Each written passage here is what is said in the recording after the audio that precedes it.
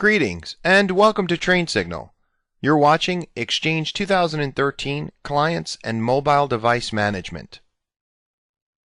Oftentimes when we think of client management, we think of policies. Now, Exchange does include a variety of different methods to control features, for example, through either virtual directories or through policies. And so we have Outlook web app policies and mobile device mailbox policies and a variety of other management features. What we're going to discuss in this lesson is virtual directories, and we'll discuss these two different types of policies, the Outlook web app policy and the mobile device mailbox policy. Okay, so let's get started. Starting with a discussion of virtual directories. Essentially, client protocols used for access to 2013 can be controlled through virtual directories. And so depending on whether or not it's an Outlook web app connection, an auto discover type of connection back to the Exchange server, a connection through ActiveSync policies when it comes to a mobile device, all of these different types of protocols are used and can be controlled in terms of authentication and a variety of other features. A virtual directory is used by Internet Information Services, or IIS, to control access through ActiveSync connections, Outlook web app, auto discover, and so on. Now you can manage authentication, security, and reporting settings. This is all something that's within your reach, and you can actually manage this in a variety of different ways. You can manage virtual directories through the Exchange Admin Center, the Exchange Management Shell, or at times through the IIS Manager, depending on the task. And for our purposes within this lesson, we're going to focus on ways you manage virtual directories through the EAC. Virtual directory settings are made through the Servers feature, so we'll take a look at that. But one thing you might be wondering is, what happens when I have a virtual directory setting that conflicts with a policy setting, which can at times happen? For the most part, virtual directory settings really revolve around and relate to authentication.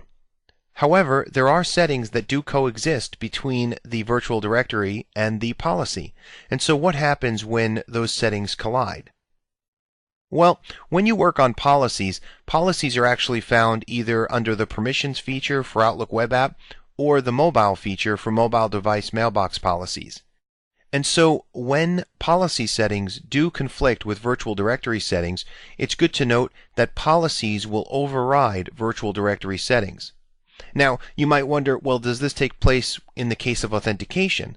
No, it actually doesn't, and that's because authentication is configured only on the virtual directory side. So you won't have a conflict in terms of authentication methods between the policy settings and the virtual directory settings. Once we take a look at the different options, you'll see which possible conflicts might exist. Now, there are default Outlook web app and ActiveSync or mobile device policies. These are created when you install Exchange, and so we'll take a look at the default settings. They're typically very broad and open and allow quite a bit to automatically occur.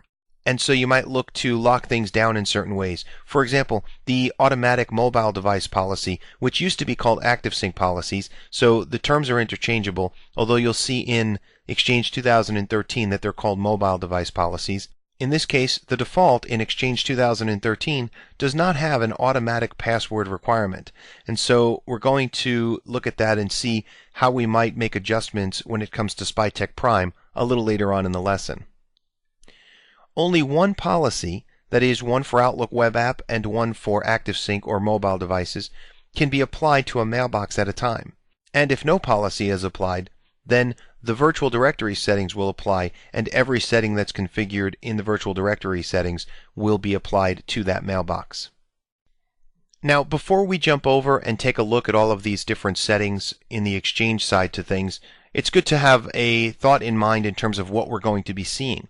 And so when we look at Outlook web app virtual directory settings, we're going to see 4 different property tabs: General, Authentication, Features, and File Access. And that differs from the policy settings. When we look at the Outlook web app policy, you will see that that has General, Features, File Access, which includes direct file access and web-ready document viewing, and offline access. So you can see that right away there's a distinction between the two, between virtual directory settings and policy settings.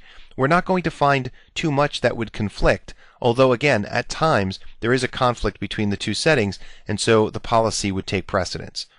When we look at this, direct file access and web-ready document viewing may not be features that we're too familiar with.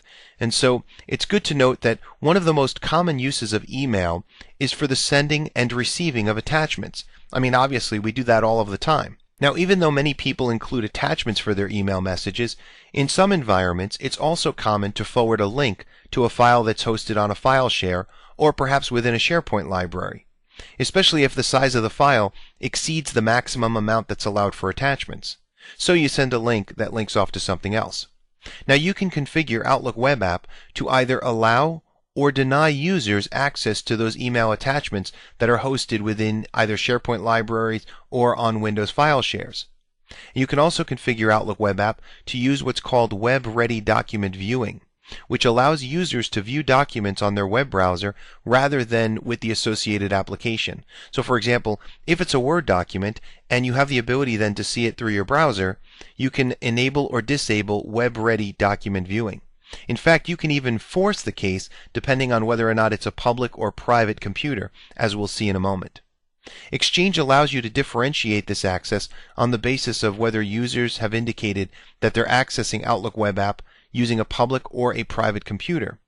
And so it's good to note that file access and web-ready document viewing can be configured based upon Outlook Web App mailbox policies. And so file access and web-ready document viewing can be configured on a per Outlook Web App mailbox policy basis. So we'll take a look at that in a moment. Now we're also going to take a look at mobile device mailbox policies. Let's take a look at the differences between the virtual directory side and the policy side with regard to mobile device mailbox policies. Okay, so on the virtual directory side, we only have two tabs, General and Authentication. And so it's good to note that, again, authentication is really the key to those virtual directories. That's not to say that there aren't other types of settings that you might want to configure, whether it's Outlook Web App or in this case with mobile device policies, but authentication is really the crux of it, and so that's why you would focus on that. And so there would be no conflict between the virtual directory settings and your policy settings, because if we look at the policy settings, here there's a General tab, and on that General tab you'll note there's an option that says allow mobile devices that don't fully support these policies to synchronize. This used to be called Allow Non-Provisionable Devices in legacy versions of Exchange, that is Exchange 2010 and earlier when it came to mobile device policies. So you're looking at mostly 2007 and 2010 settings for ActiveSync settings for policies. So now there's a lot of changes in terms of the terminology. The policy is no longer called an ActiveSync policy, it's called a mobile device mailbox policy. And the non-provisionable devices has actually been spelled out a little bit clearer, basically saying we're going to establish this policy. However, the pieces of the policy may not apply to every type of device. So you have the ability to say, look, if the policy cannot apply to the device fully, then this device cannot connect with an ActiveSync connection. And so that would make for a bit of a complication in terms of the BYOD, the bring your own device world that we live in, because some phones that people bring in, some mobile devices, simply will not be completely provisionable. However, if you check the box where you allow mobile devices that don't fully support these policies to synchronize, then what you're saying is that the device can still connect. However, whatever policy settings can be applied will be applied, and whatever policy settings cannot be applied, well, those will just be kind of dropped by the wayside. So it's important to know what your actual control level is when it comes to your policies, because if you really do want to lock things down and you're very serious about the policy settings, then you will want to make sure that devices that cannot fully support the policy cannot synchronize into your organization. And then you'll see that there's a security tab as well. Alright, so we have enough to go on at this point. Let's jump over to our Exchange server and let's take a walking tour through the virtual directory settings and the policy settings for both our Outlook Web App and our mobile device mailbox settings. So here we are on our Windows Server 2012 with Exchange installed on it. And if we look over here at the Exchange Admin Center, under the various features, under Servers, we have a Virtual Directories tab. And you can see here there are a variety of different virtual directories that we can actually look to control, including the Exchange Control Panel or Exchange Admin Center virtual directory. Now, this may look a little funny because it is the ECP, which is what it was called in previous versions of Exchange. With Exchange 2010, we called the web-based version the Exchange Control Panel, and then they changed the name to Exchange Admin Center. So this really should be EAC, but they decided to just keep the ECP virtual directory, and then you can see here we have ECP as well in the URL. So just a little odd thing there that will probably be fixed in a future version of Exchange. Now, we're not going to look through each and every one of these.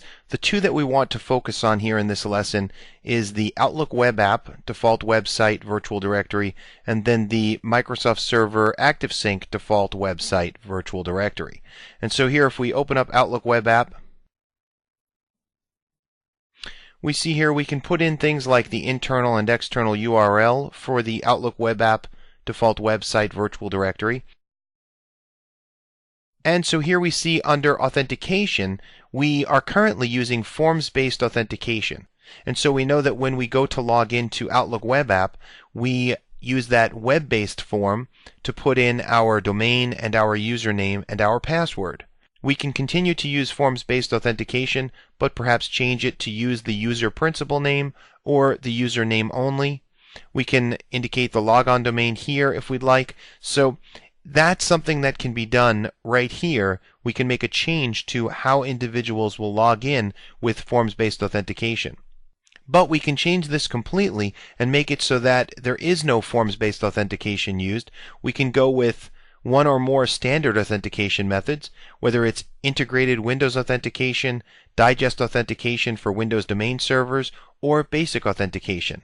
And so we have this option as well. Now, if we do change this, we're going to have to keep in mind that there will be no form, but when we go to connect to Outlook Web App, instead it will pop up a dialog asking us to log in using a dialog box for either basic or integrated or digest authentication. We're going to keep things as forms-based authentication, and we'll leave it as domain username. It's simple, it's easy to work with, so we'll leave it as that. If we go over to features, here you can see all of the different features that you can enable or disable for the Outlook Web App virtual directory.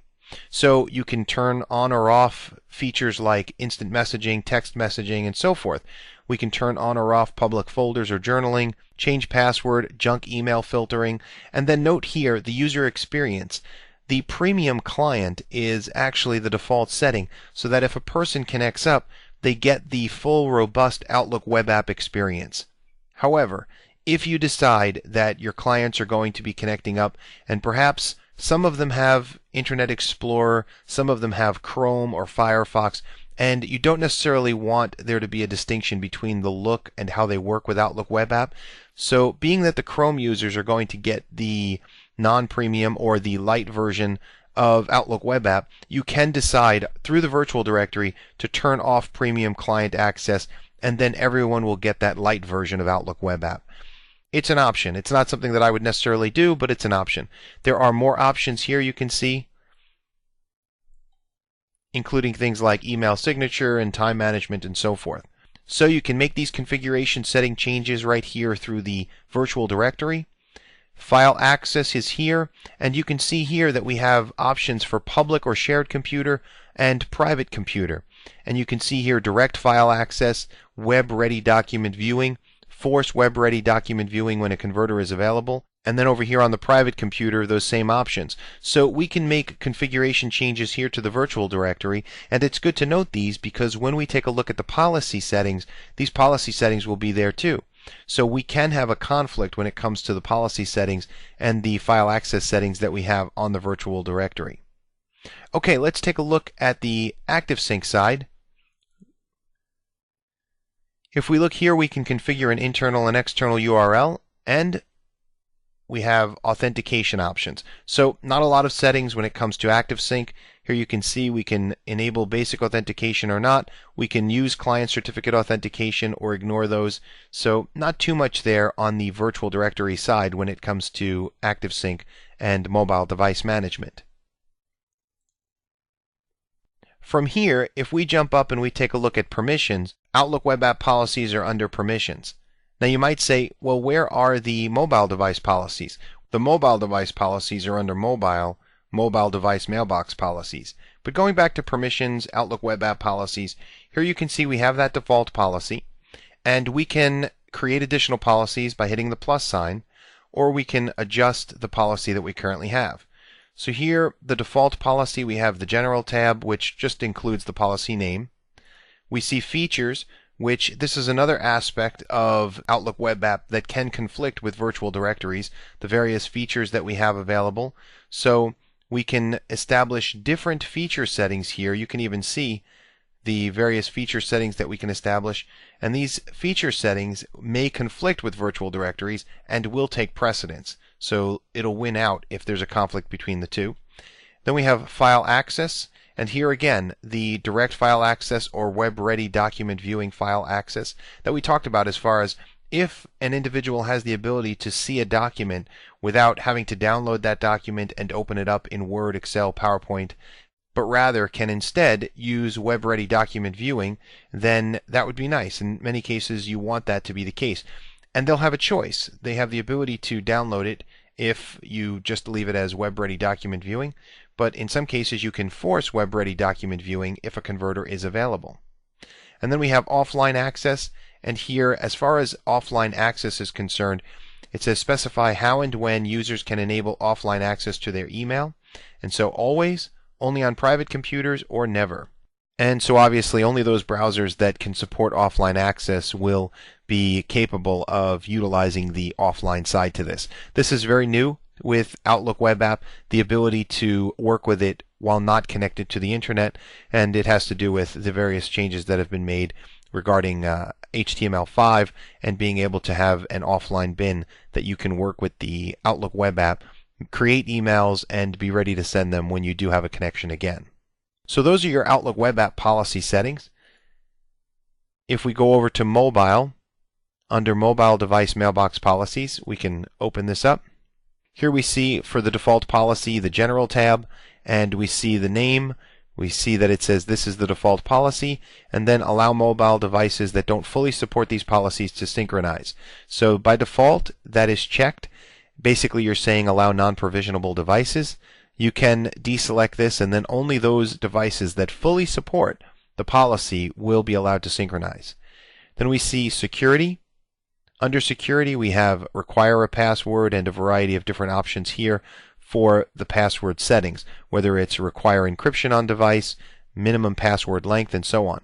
Now this one here, require encryption on device, this could be a policy killer in terms of provisionable devices, because many devices, including Microsoft devices, do not have the ability to have encryption on the device. Windows Phone 8 is different. It does allow encryption. Windows 7, 7.5, and some of the other Windows phones do not allow for encryption, and a variety of other devices do not allow for encryption. So you need to make sure that if you want encryption on the device and you require it, you need to either make sure your devices are supportive, or you need to make sure that you put on the General tab to allow mobile devices that don't fully support these policies to synchronize, that you have that checked. Otherwise, your mobile devices will not be able to connect up and retrieve their email. Okay, so those are the various policies that we can configure with regard to client settings. We're going to jump back over to our slides, but before we do that, let's just take a quick look at this tab right here, Mobile Device Access, because this shows a few additional settings in terms of being able to see quarantine devices and also device access rules, which is pretty interesting. It's not part of the policy settings, but it does allow us to configure rules based upon a device family or a specific model of device. And so that's pretty interesting as far as being able to allow, block, or quarantine access based upon different mobile devices. So just another thing to consider when it comes to working with the devices. As far as the mobile device access, you can edit the settings here. You can see connection settings, quarantine notification email messages, and then you can see text to include in messages sent to users whose mobile devices is in quarantine, blocked, or in the process of being identified. So a little bit more configuration than what we've had with previous versions of Exchange in terms of mobile device management. Alright, let's jump back over to our slides now, and let's take a look at things from the scenario perspective with SpyTech Prime. Let's see how, with mobile device policies and Outlook web app policies, we can make just a few changes to the policy to meet with some of the needs of SpyTech Prime. With regard to our scenario with SpyTech Prime, we're going to configure SpyTech Prime to utilize the following. We're going to establish on the default Outlook web app policy the forcing of web-ready document viewing on private computers that connect up. At the same time, we're going to establish within the default mobile policy to require a password with a minimum password length of 6 characters. So we're not making a lot of different changes, and we're not changing our virtual directory settings for SpyTech Prime. We're comfortable with things as they are, but we will make these 2 changes within our policies to ensure that we have the forcing of web-ready document viewing and that minimum password. Alright, so first things first, we're going to jump back over to Permissions, to our Outlook web app policies. We're going to adjust the default policy. Under File Access, for private computers with web-ready document viewing, we're going to force web-ready document viewing when a converter is available, and we'll save that. And then back over to Mobile Device Settings, to Mobile Device Mailbox Policies. We're going to go to the Security Settings, require a password, and then require a minimum length of 6 characters. So we're not making tremendous setting changes here, just a few setting changes in order to come into better harmony with what SpyTech Prime needs when it comes to mobile device policy and Outlook web app policy. There's certainly a lot more you can do with these policies, obviously, and you can configure different policies to match up with different departments, different needs within your organization, and so forth. But remember, you can only apply one policy to a mailbox. So you can only apply one Outlook web app policy to a mailbox and one mobile device mailbox policy to a mailbox. So you might have a variety of different policies depending on each department or depending on the needs, and then those policies can be applied to your recipients through the mailbox itself. So we hope you found this informative. Thanks for watching, and I'll see you in the next lesson.